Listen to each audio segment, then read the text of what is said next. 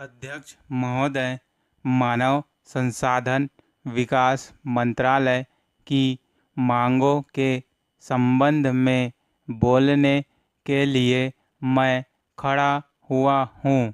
शिक्षा की पद्धति के बारे में, उसमें परिवर्तन लाने के बारे में, इस क्षेत्र में हमें जो असफलता हाथ लगी है उसके बारे में अभी मेरे मित्र बहुत कुछ कहा है।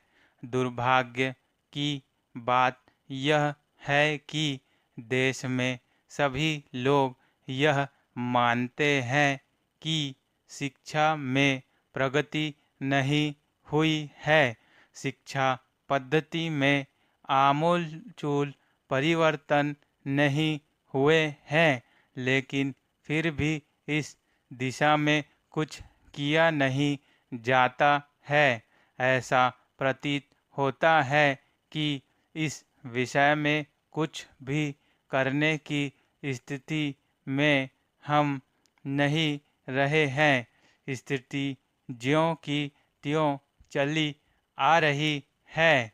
इतना होने पर भी शिक्षा की मत पर होने वाला जो खर्च है और जो उसके लिए धन राशि आवंटित की गई है वह भी बहुत थोड़ी है। लेकिन उस पर न जाकर मैं आपका ध्यान इस ओर दिलाना चाहता हूँ कि मर्ज बढ़ता ही गया ज्यों-ज्यों दवा की वाली कहावत ही आज चरितार्थ हो रही है। जितने ज़्यादा आयोग और समितियां बैठी और जितनी ज़्यादा शिक्षा पद्धति के बारे में छानबीन की गई है, उतनी ही ज़्यादा बीमारी बढ़ती गई। बीमारी का इलाज न होकर और भी खराबियां पैदा होती गई। बढ़ती बीमारी का इलाज न होकर और भी खराबियां पैदा होती है। अभी मेरे मित्र ने माननीय मंत्री का ध्यान एक रिपोर्ट की तरफ दिलाया था। इस तरह की बहुत सी रिपोर्टें हैं। अभी सदस्य महोदय भी एक रिपोर्ट का जिक्र कर रहे थे। रिपोर्ट तो बहुत सी प्रस्तुत हुई है, लेकिन मंत्रालय ने उस पर कभी कार्यान्वयन करने की दिशा में कोई कदम नहीं उठाया। अपनी इस हालत को उन्होंने इसी सदन में स्वयं स्वीकार किया है। अपनी विवशता को उन्होंने स्वयं यहाँ प्रकट किया है।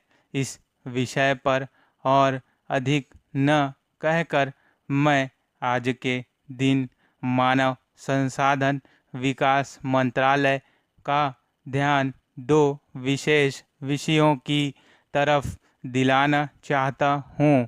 पहली बात तो मैं हिंदी के बारे में कहना चाहता हूँ। मंत्रालय का काम हिंदी का प्रसार और प्रचार करना है। हिंदी हमारे देश की राष्ट्रभाषा है। संविधान ने उसको राष्ट्रभाषा का स्थान दिया है, लेकिन हिंदी को वह स्थान अभी तक भी ठीक से प्राप्त नहीं हुआ है। इसके कारण हो सकते हैं। एक कारण हिंदी प्रेमियों का अधिक उत्साह होता है। दूसरा, दलगत राजनीति से प्रभावित होकर राजनेताओं का भाषा के बारे में अपनाया गया दृष्टिकोण हो सकता है। इस विषय पर और अधिक न कहकर मैं अब आज का